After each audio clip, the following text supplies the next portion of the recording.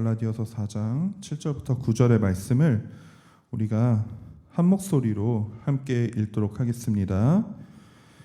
그러므로 내가 이후로는 종이 아니요 아들이니 아들이면 하나님으로 말미암아 유업을 이을 자니라.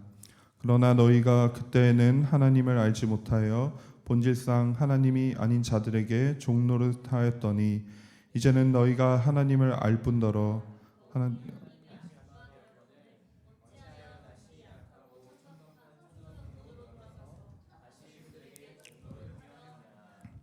아멘.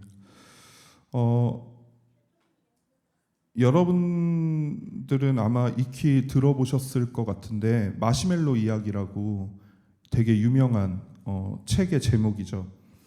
마시멜로 이야기 베스트셀러인데요. 그 내용은 여러분들이 잘 알고 계시듯이 1970년대 미국 스탠포드 대학교에서 4살에서 6살의 아이들 600명을 모아놓고 심리학 실험을 한 거죠. 그래서 어떤 실험을 했냐면은 그 아이들을 하나하나 모아놓고 마시멜로를 하나 줬습니다. 그래서 아이들한테 이렇게 얘기한 거죠.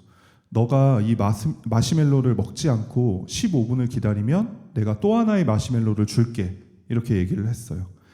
그래서 어떤 아이들은 그걸 참아서 마시멜로 하나를 더 받았고 또 어떤 아이들은 참지 못하고 그냥 먹어버렸죠. 근데 이게 실험의 끝이 아니었습니다. 그 이후로 20년이 지난 뒤에 그들을 추적해 보니까 마시멜로를 먹지 않고 기다렸던 아이들이 그렇지 않았던 아이들에 비해서 학업 성적이 우수하고 좌절과 스트레스를 견디는 힘이 더 컸다고 해요. 그러니까 이 실험의 결과를 요약하자면은 인내는 매우 어린 나이에 형성되어서 이후의 삶의 질에 큰 영향을 미친다. 이렇게 해석할 수 있습니다. 그래서 한참 우리는 아이들에게 이 마시멜로 이야기라는 이 마시멜로 효과에 대해서 유행을 했을 때 우리 아이들한테 인내를 가르치기 위해서 굉장히 많은 시도를 했었습니다. 당장의 유익을 누리기보다 인내하고 기다릴 수 있는 힘을 기르고자 했던 겁니다. 그래야 미래 훌륭한 인생을 살 수 있다고 믿었기 때문입니다. 그런데 최근에 2013년과 2018년 두 번에 걸쳐서 이 마시멜로 실험의 결과를 뒤집는 논문이 발표되었습니다. 그러니까 그 논문들에 의하면 아이들이 잘 되고 잘 못 되고의 차이는 그들의 인내심이 아니었다라고 얘기를 하고 있어요. 그러면 아이들의 인내심 때문에 그렇게 된 게 아니라 무엇 때문이었냐? 바로 가정환경 때문에 그랬다고 합니다. 그러니까 이게 무슨 말이냐면요. 마시멜로를 15분간 참지 못하고 먹었던 아이들 중에 대다수들은 참을성이 부족했던 것이 아니라 마시멜로를 15분간 먹지 않고 참으면 하나를 더 줄게라는 어른의 말을 신뢰하지 않았다고 합니다. 왜 이들이 이 말을 신뢰하지 않았냐 하면요. 불안정한 환경에서 자란 아이들일수록 어른들의 말을 신뢰하지 않았다고 해요. 그런데 조금 더 상대적으로 부유하고 안정적인 가정 환경에서 자란 아이들은 어른들을 훨씬 더 신뢰할 수 있고 그리고 항상 누렸던 나의 어떤 환경들 때문에 당장 내 눈앞에 있는 마시멜로를 먹지 않아도 됐던 상황이에요. 혹은 먹지 않으면 정말로 하나를 더 줄 거라는 그 어른의 말을 곧이곧대로 믿을 수 있었던 거죠. 가정 환경이 아이들의 인생에 큰 영향을 미친다. 그러니까 우리는 인내인 줄 알았습니다. 그러니까 한 개인의 인내력에 따라서 그 삶이 좌지우지되는 줄 알았는데 인내가 아니라 가정 환경이었다는 거죠. 왜냐하면 가정은 나를 근본적으로 정의하고 또 나의 존재의 근간이 되기 때문입니다. 오늘 성경도 우리의 존재에 대해서 말씀을 하고 계신데요. 7절에 이렇게 말씀하십니다. 그러므로 내가 이후로는 종이 아니요 아들이니 이렇게 말씀을 하고 계세요. 그러니까 우리가 종이 아니라 아들이라고 성경에서 말씀을 하고 계십니다. 우리가 읽지는 않았지만 갈라디아서 4장 앞부분에 보면은 이에 대한 말씀이 나옵니다. 그러니까 우리가 세상에 종노릇하며 살아갈 때 하나님이 그의 아들 예수 그리스도를 우리한테 보내셨고 예수님께서 우리를 구원하시고 승천하시면서 믿는 자에게 그 아들의 영, 성령을 우리에게 주셨잖아요. 그러니까 이 아들의 영을 우리에게 주심으로 우리가 하나님을 아빠 아버지다 이렇게 부를 수 있게 됐다고 성경에서 말씀을 하시는 거죠. 그러니까 우리의 존재가 완전히 바뀌어버린 거죠. 갑자기 우리가 어떠한 세력의 종으로서 이 땅을 살아가다가 우리한테 아버지가 생겨버린 거예요.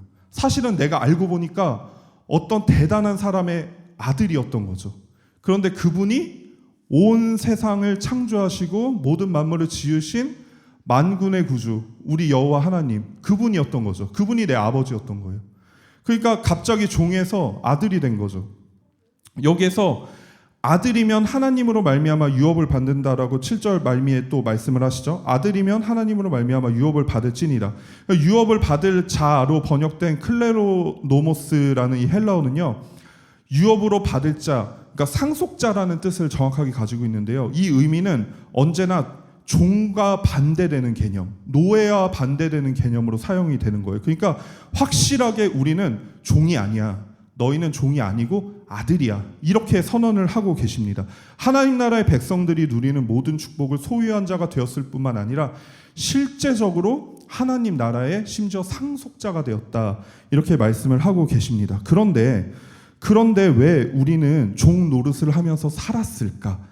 아들이 되기 전에 왜 종 노릇을 하면서 살았을까요? 8절에 이렇게 말씀하십니다. 너희가 그때는 하나님을 알지 못하여 본질상 하나님이 아닌 자들에게 종 노릇하였더니, 이렇게 말씀하시는 거예요. 그러니까 그 이유는 우리가 하나님을 알지 못했기 때문에, 하나님을 몰랐기 때문입니다. 아버지가 누군지 몰랐죠. 그러니까 아버지가 누군지 모르기 때문에 나는 누구의 아들이야 라고 칭할 수도 없는 거죠. 그러니까 우리는 아버지가 없었기 때문에 다른 집안에 빌붙어서 살 수밖에 없었습니다. 당연히 받아야 하는 그 자녀로서의 유익과 돌봄을 우리가 받지 못하고 살았다는 겁니다. 먹기 위해서 일을 해야 되죠. 무언가를 입기 위해서 또 일을 해야 되는 거죠. 한마디로 살아남기 위해서는 우리가 계속해서 일을 해야 되는 겁니다. 그런데 이제는 나의 아버지가 누구인지 알았습니다. 내 아버지가 누구인지를 알고 내가 누구의 아들인지를 알았다는 것은 정확하게 내가 어떤 존재구나, 이걸 알아버린 거예요. 아, 나는 어떤 존재구나. 그걸 몰랐기 때문에 이 사람 아래에서 벌벌 떨면서 살고, 저 사람 아래에서 벌벌 떨면서 살고, 이 환경에서 혹여나 내쳐질까 벌벌 떨면서 살고 그랬는데, 이제는 우리가 안 거죠. 내 아버지가 누구시고 내가 누구의 아들인지, 내 존재가 어떠한 사람인지. 그러니까 더 이상 나를 정의하던 종의 삶, 내가 종 노릇하면서 종으로서 살아갔던 그 모든 존재는, 그 정의는 이제 필요가 없어진 겁니다. 왜냐하면 아들의 삶을 우리가 살아갈 수 있게 되었기 때문입니다. 그런데 여러분 잘 한번 생각을 해보면요, 종과 아들은 신분의 변화를 의미하잖아요. 신분의 변화를 의미하기도 하지만 조금 더 생각을 해보면 그 근간을, 어떤 사람의 근간을 이루는 기조가 전혀 다른 것을 의미하기도 한다는 거예요. 그게 뭐냐면요, 나라는 존재가 이 땅에 존재할 때 나라는 사람이 지금은 이름도 가지고 있고 직업도 가지고 있고 어떠한 관계성을 가지고 있고 어느 위치를 가지고 있고 어떤 공동체를 가지고 있지만, 그 이전에 나라는 존재를 정의하는 게 결국 뭐죠? 누구의 아들 누구의 딸이잖아요. 그렇죠?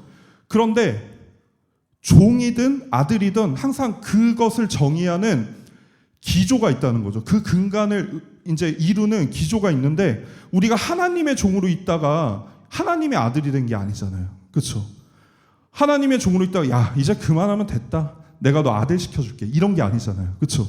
종이라 함은 하나님이 우리의 근간이 아니었다라는 걸 말씀하시는 거예요.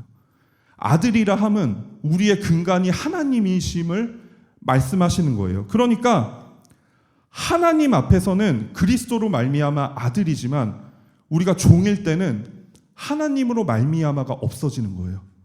율법으로 말미암아, 어떤 우리의 노력으로 말미암아, 열심으로 말미암아. 특별히 갈라디아서에는 이제 율법주의에 대해서 말씀을 하고 계신데요. 그러니까 한마디로 누군가의 아들이 어디서는 종 노릇을 하기도 한다는 거죠. 어디서는 종인데 누구한테는 아들이에요. 누구한테는 아들인데 어디서는 종이라는 거예요. 우리가 구원받은 신분으로 하나님의 아들이 되었지만, 그런데 어디서는, 어떤 환경에서는 내가 정의한 그 근간에서는 여전히 종일 수 있다라는 걸 성경에서 오늘 말씀하시는 거예요. 예를 들면 아르바이트를 하는 청년들한테 막 대하는 손님들이 있잖아요. 막 뭐 갑질하고 그러는, 그러니까 의리인 입장에서 막 당할 수밖에 없고. 그래서 한때 엄청 유행했던 사진이 어느 카페 사장님이 자기 카페에 아르바이트생한테 그 유니폼을 입혔는데 뒤에 이렇게 써 있어요. 남의 집 귀한 자식. 이렇게 써 있는 거예요. 그게 의미하는 게 뭐죠? 지금은 비록 손님들한테 서비스하는 일을 하고 마치 하인이 주인을 모시듯이 떠받들듯이 그렇게 친절하게 대하고 공손하게 하고 그들의 필요를 채워주는 역할을 하고 있지만, 그렇다고 이 사람이 당신의 하인은 아니에요. 그죠? 그렇다고 이 사람이 당신의 종은 아니에요.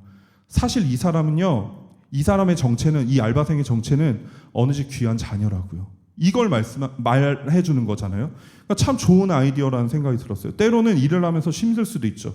진상 손님을 만나가지고 내가 마치 노예인 것처럼 다뤄지기도 하고, 우리가 사회에서 누구를 만나다 보면은 그런 부당한 일들을 당하기도 하잖아요. 근데 그렇다고 우리가 종은 아니라는 거죠. 그렇다고 우리가 노예는 아닙니다. 그렇죠?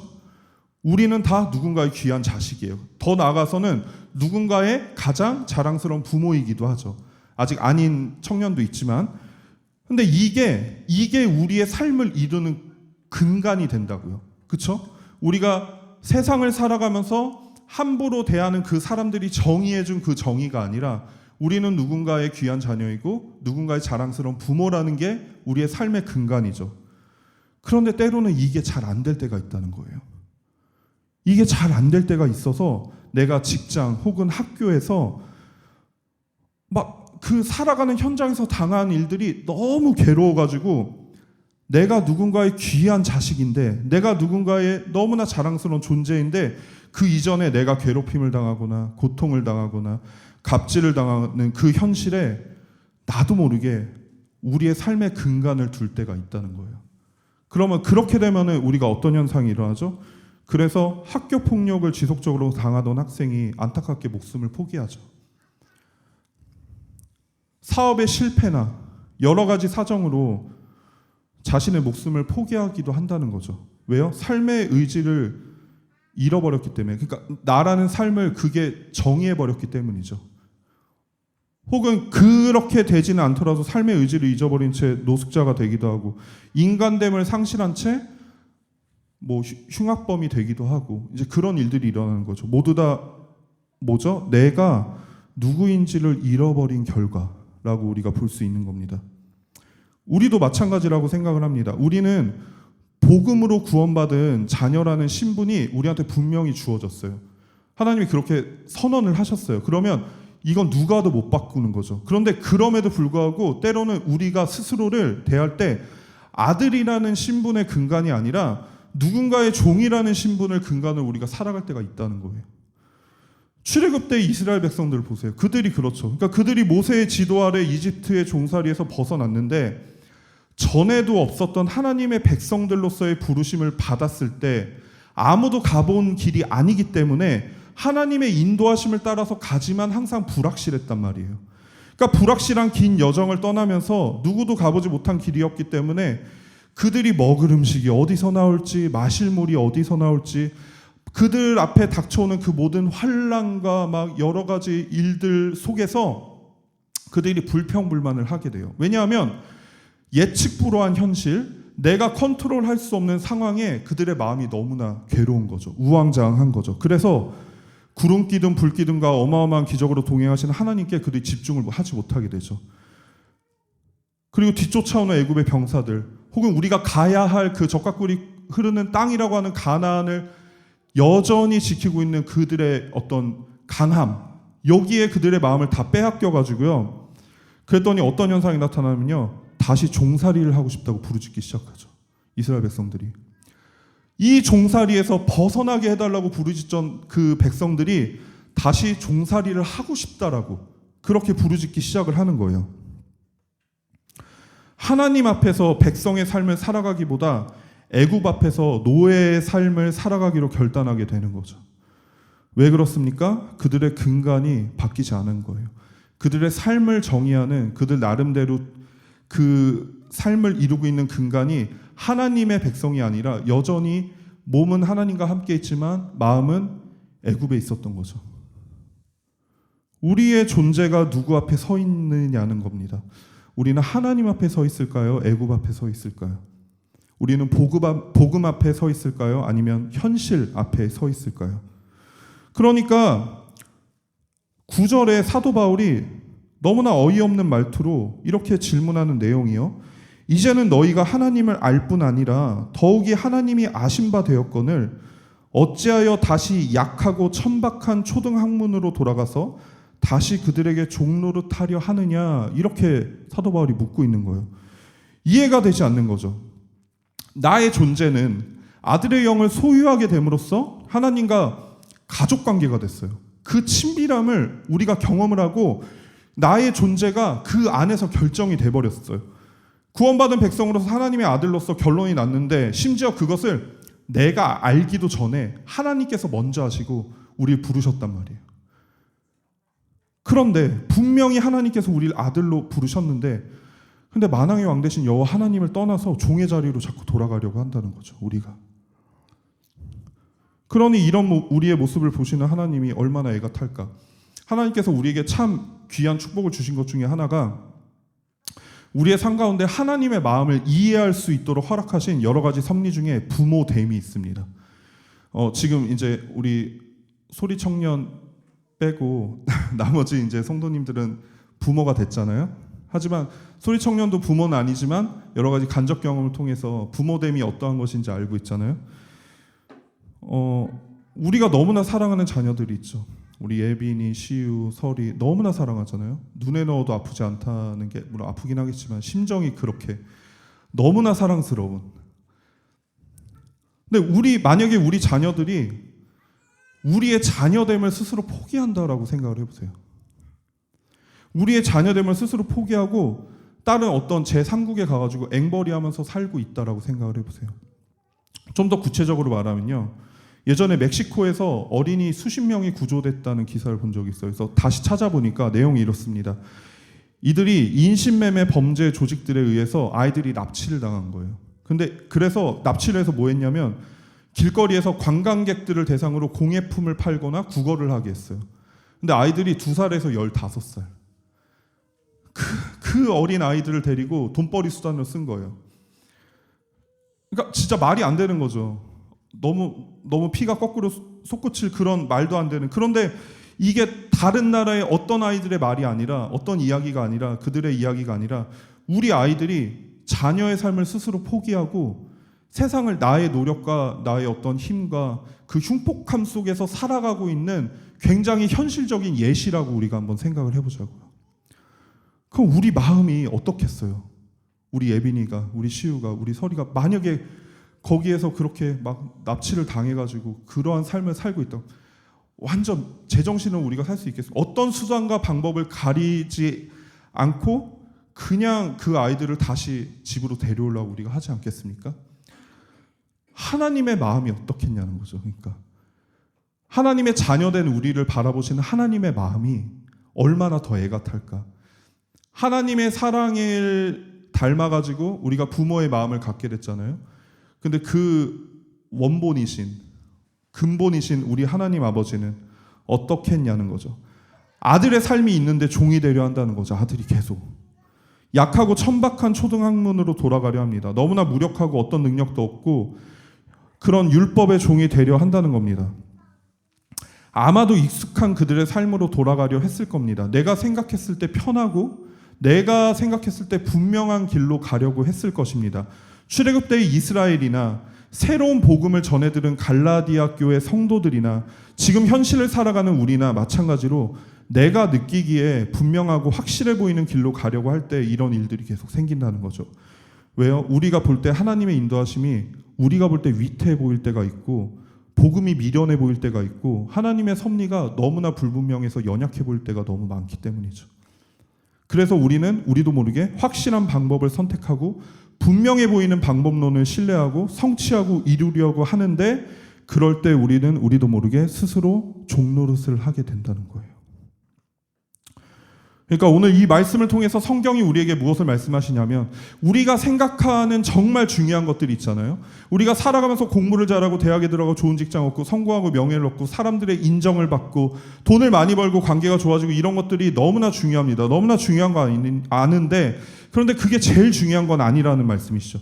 너희가 이루어지지 않아서 좌절해야 되고 절망해야 되는 그 현실은 사실 그 현실 때문에 좌절을 해야 되는 게 아니라 성공하지 못하고 실패해서 관계가 안 좋아져서 내가 돈이 없어서 그래서 좌절해야 되는 게 아니라 우리가 믿는 우리가 진짜 좌절해야 되는 현실은 우리가 하나님의 말씀으로 살아가지 못할 때, 그래서 우리가 전혀 기도하지 못함으로 하나님과의 신뢰와 그 관계를 온전히 이어나가지 못할 때, 그래서 결과적으로 우리가 하나님의 자녀됨을 온전히 누리지 못할 때, 하나님과 전혀 상관없는 삶을 살아갈 때, 그때 우리는 진짜 좌절해야 된다는 거죠.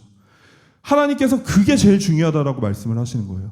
그것만 있으면 나머지 것들은 괜찮다라고 말씀하시는 거죠. 우리가 때로는 느낄 때 자녀됨은 분명하지만 분명해 보이지 않는 신분일 때가 있다는 거죠. 자녀됨은 평안하지만 평안해 보이지 않는 현실일 때가 있다는 거예요. 이것도 우리가 부모가 돼봐서 또 아는 거예요. 우리가 이 세상에 자녀 되었을 때 우리는 자녀도 돼봤고 부모도 돼봤잖아요. 옛날에 우리가 자녀였을 때를 한번 생각해 보면 지금도 우리가 자녀를 키우지만 우리 아이들이 먹고 싶은 대로 우리가 줄 수 없다고요. 그렇죠? 1살짜리 2살짜리 애들한테 초콜릿 계속 줄 수는 없어요. 시우나 설이나 뭐 예빈이도 좀 컸지만 그렇다고 무한대로 막 그냥 네가 먹고 싶은 대로 다 먹어 하고 싶은 대로 다 해 할 수가 없다고요. 장난감 원하는 대로 다 사줄 수 없어요. 때로는 막 위험한 막 이런 물건들을 가지고 놀고 싶으면 그걸 막아야 된단 말이에요. 마음대로 하지 못하죠. 유튜브도 마음대로 못 보고 게임도 마음대로 할 수 없고 때로는 씻기도 너무나 싫어하잖아요, 아이들이. 근데 억지로 씻겨야 될 때가 있잖아요. 자기도 싫어해요. 근데 막 달래가지고 재워야 되고 그런 일들이 계속 허다한 거죠. 그런데 그래야 되는 이유가 있잖아요. 우리한테 분명히 있습니다. 부모한테는 그래야 되는 이유가 분명히 있는 거예요. 근데 아이들의 입장에서는 그게 때로는 너무 고난인 거죠. 너무 환난인 거죠. 그러니까 자녀됨은 사실 가장 평안한 신분이지만 그렇게 평안해 보이지 않을 때가 있다는 거예요. 자녀됨은 가장 분명한 신분이지만 때로는 분명해 보이지 않을 때가 있다는 거죠. 누구 엄마는 이거 해주던데, 누구 아빠는 이거 해주던데, 누구 집은 이렇던데, 뭐 누구 차는 이렇던데, 막 애들 그런 거 부러워하잖아요. 예빈이도 요즘에 로블록스 하고 싶어가지고 내 친구 누구는 해주던데, 누구 엄마 아빠는 해주던데, 막 그런단 말이에요. 하지만 그렇다고 해도 우리 아이들이 스스로 우리의 자녀됨을 포기하지는 않아요. 그죠? 뭐 나중에 머리가 커가지고 그러면 뭐 사춘기가 되면 어떨지 모르겠지만 적어도 지금은 그렇지 않잖아요. 왜죠? 때로는 부당해 보이고 내가 환난이라 생각하는 일들이 계속 생기지만 그럼에도 불구하고 엄마 아빠 너무 사랑하니까 그렇잖아요.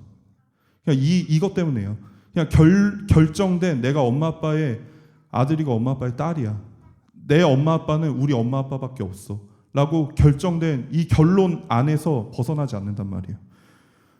그러니까 아이들의 삶이 참 복음적이라고 할 수 있는 거죠. 그들에게 무엇이 제일 중요합니까?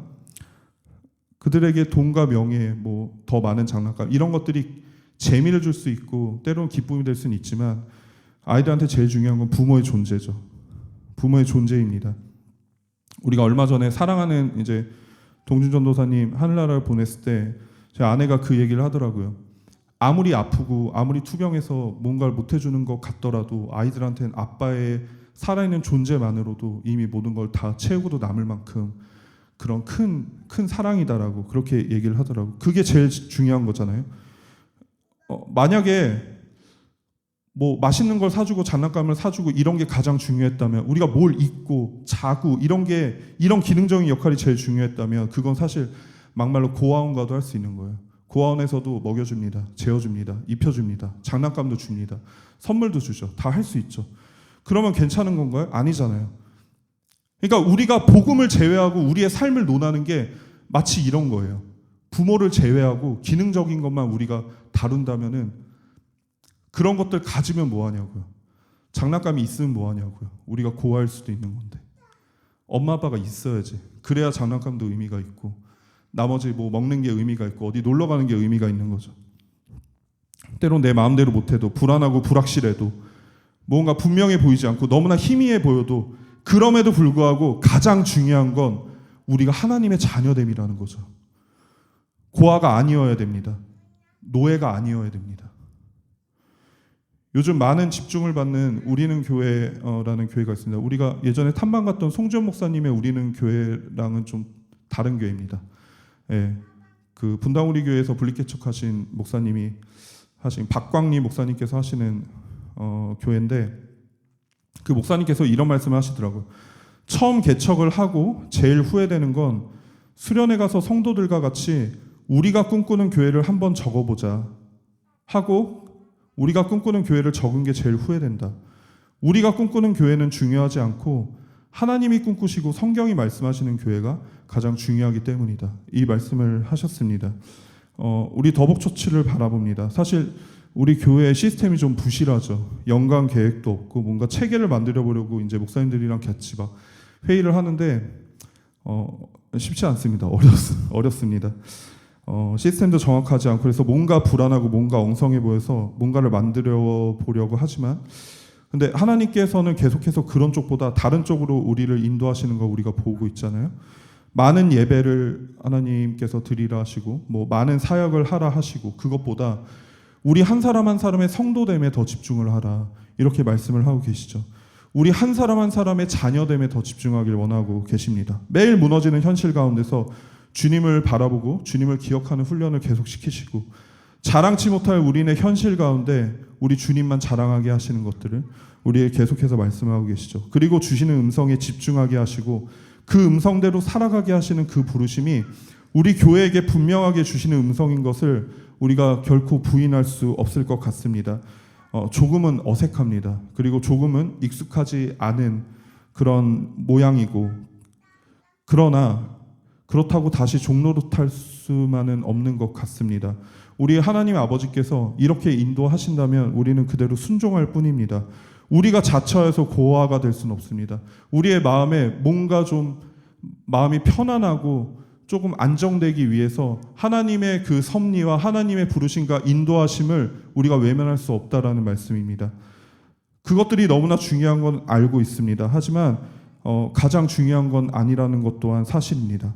하루하루를 정말 힘겹게 살아가시는 우리 성도님들의 삶 또한 너무나 잘 알고 있습니다. 하지만 그 현실보다 우리를 결론짓는 더 큰 현실은 오직 살아계신 주님께서 우리와 함께 하신다는 사실입니다. 그 사실을 잊지 않고 정말 우리가 살아계신 예수 그리스도, 우리를 자녀 삼으신 하나님께 집중되었을 때 그랬을 때야 비로소 우리를 이루고 있는 그 모든 환경과 상황들이 의미가 있게 된다는 것입니다. 우리와 함께 하시는 그분께서 우리를 종으로 부르지 않으셨습니다. 어떤 기능적인 역할로 부르지 않으셨습니다. 우리를 아들로 부르셨습니다. 그 분명한 정체성 위에 때로는 이해되지 않고 때로는 우리의 생각과 다를지라도 우리가 입었던 옷과 너무나 달라서 때로는 어색한 것 같을지라도 아버지를 신뢰하면 이 길을 걸어가기를 우리가 소망합니다. 그리고 우리 더복처치도 우리가 생각하고 디자인하는 교회가 아니라 아버지인 그분께서 세우시고 디자인하셨음이 여실히 증거되고 고백되어지는 교회가 되기를 주님의 이름으로 간절히 소망합니다.